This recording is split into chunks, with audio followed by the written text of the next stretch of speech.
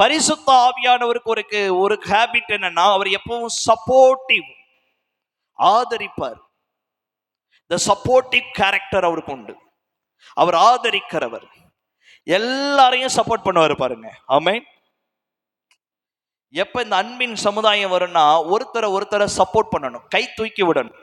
அல்லேலூயா, அல்லேலூயா. நீங்க ரோமர் எழுதின நிருபத்துல படித்தீங்கன்னா, நாம் என்னபடி ஏற்றபடி எப்படி வேண்டிக் கொள்ளணும்னு தெரியாத போது நமக்காக அவர் என்ன பண்ணுவாராம்? இந்த பரிசுத்த ஆவியானவர் வேண்டுதல் செய்வார். அப்படின்னா என்ன அர்த்தம்னா, he will support. அவர் எனக்கு சப்போர்ட் பண்ணுவாரு. அவர் எல்லாருக்கும் சப்போர்ட் பண்றாரு இல்ல, அவர் எல்லாருக்கும் சப்போர்ட் பண்றாரு. 40 நாட்கள் அவர் பரிசுத்த ஆவியானவரால வனாந்தரத்திற்கு என்ன பண்ணாராம்? சோதிக்கும்படி கொண்டு போகப்பட்டார். வனாந்தரம். ஆனா கூட போனது யாரு? யார் கூட போனா? இந்த பரிசுத்த ஆவியானவர் இந்த வனாந்தரத்துல 40 நாள் அவர் சோதிக்கப்படும் போது யார் கூட இருக்கிறா? இந்த பரிசுத்த ஆவியானவர். அவரால் தான் அழைத்து கொள்ளப்பட்டு போகிறார். இந்த சப்போர்ட்டிவ் கேரக்டர், அதனாலதான் அவர் கரையை விட்டு, அது எழுதப்பட்டிருக்கிறது, அப்படிதான் எழுதியிருக்கு பாருங்களேன். அவர் ஜலத்திலிருந்து கரையேறின உடனே, அவர் அந்த ஜலத்திலிருந்து, அந்த நதியிலிருந்து அவர் எப்ப வெளியில வந்தாரோ உடனே பரிசுத்த ஆவியானவர் சொல்லிட்டாரு, நான் உன் கூட இருக்கிறேன். அல்லேலூயா, அல்லேலூயா. சப்போர்ட்டிவ், ஆதரிக்கிறவர் அவர். எல்லா நேரத்திலையும் அவருடைய சப்போர்ட் இருக்கும். ஆமென், அல்லேலூயா. நீங்க ஆதியாகமம் வாசிங்களேன், அதனுடைய 1வது அதிகாரம் 2வது வசனம். பூமியானது ஒழுங்கின்மையும் வெறுமையுமாயிருந்தது. பூமியானது ஒழுங்கின்மையும் வெறுமையுமாயிருந்தது. ஆழத்தின் மேல் இருள் இருந்தது. ஆழத்தின் மேல் இருள் இருந்தது. தேவ ஆவியானவர் ஜலத்தின் மேல் அசைவாடி கொண்டிருந்தார். ஒரு விஷயம் சொல்லப்பட்டிருக்குது, பூமியில ஒழுங்கின்மை இருக்குது, அது வெறுமையா இருக்குது. ஆழத்தின் மேல என்ன இருக்குது? இருள் இருந்தது. 3 விஷயம் இருக்குது: ஒழுங்கின்மை, வெறுமை, இருள். இந்த 3 இருக்கிறப்ப நமக்கு எப்படி இருக்கும்? ஒரு வீட்டுக்குள்ள போறீங்க, ஒரு வீடை வாடகைக்கு எடுத்துட்டு ஒரு நல்ல ஒரு வீட்டுல இருக்கணும்னு போறீங்க. போன உடனே அந்த வீடு ஒழுங்கின்மையா?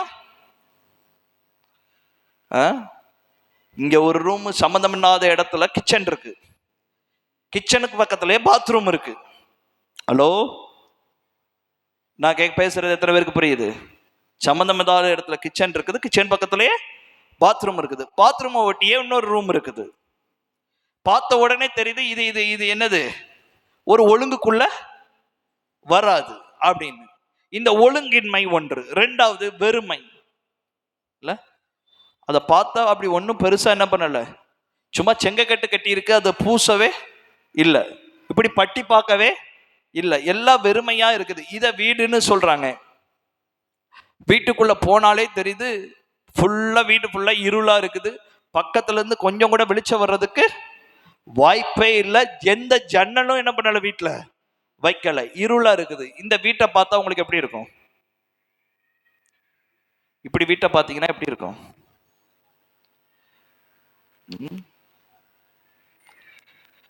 நம்ம பக்கத்துல ஜன்னல் வச்சுட்டு பக்கத்து வீட்டுக்காரங்க ஒரு வீடு கட்டிட்டாங்கன்னா அவனை திட்டிட்டு இருக்கிறோம். வர்ற வெளிச்சம் போச்சு, அது அவங்க லேண்ட்ல அவங்க என்ன பண்றாங்க, அவங்க வீடு கட்டுறாங்க, வர்ற வெளிச்சம் போயிருதுன்னு சொல்றோம். இது பார்த்தா எல்லாமே ஒழுங்கின்மையா இருக்குது. ஒழுங்கின்மை, வெறுமை, இருள். இதத்தான் என்ன பண்ண போறாரு ஆண்டவர்? உருவாக்க போறாரு.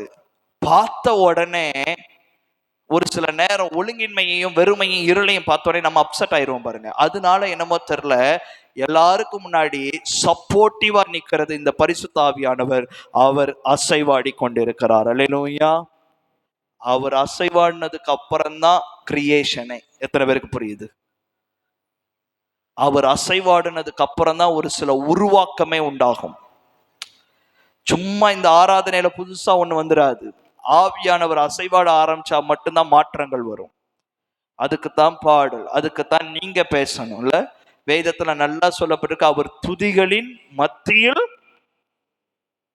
அதுக்கு தான் வாயை திறந்து என்ன பண்ணுங்க, சும்மா 2 மணி நேரத்துக்கு டைம் பாஸ்க்கு வந்து உட்காந்துட்டு போயிடாதீங்க. அது உங்களுக்கும் பிரயோஜனப்படாது, எனக்கும் பிரயோஜனப்படாது. அதனாலதான் சொல்றோம், ஒரு அசைவாடுதல் வந்தாதான் ஒரு சில விஷயங்களை எடுப்பித்து நடப்பிக்க முடியும். இப்ப இந்த பரிசுத்த ஆவியானவருக்கு ஒரு ஹேபிட் உண்டு, I will support, I will support. இருள்ல நீங்க போறதுக்கு முன்னாடி ஐ வில் சப்போர்ட், வெறுமையில இருக்கிறதுக்கு முன்னாடி ஐ வில் சப்போர்ட்.